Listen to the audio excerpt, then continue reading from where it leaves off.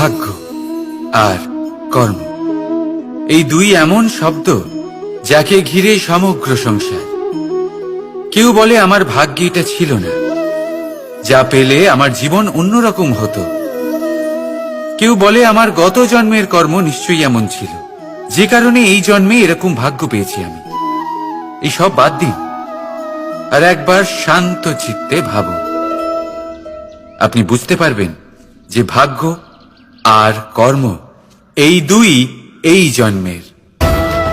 তফাৎ শুধুমাত্র এটাই যে যদি ভাগ্যের কথা বলা হয়, তাহলে আপনি এই ভাগ্যের থেকে যত বেশি আশা করবেন তত বেশি নিরাশ হবেন আপনি। কারণ এই আশা আপনাকে কর্ম করা থেকে আটকায়।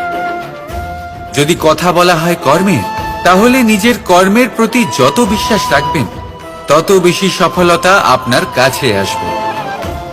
তাই একটা কথা মনে রাখবেন, ভাগ্য আপনার কর্ম নির্ধারণ করে না, কিন্তু আপনার কর্ম আপনার ভাগ্যকে অবশ্যই নির্ধারণ করে। রাধা রাধা।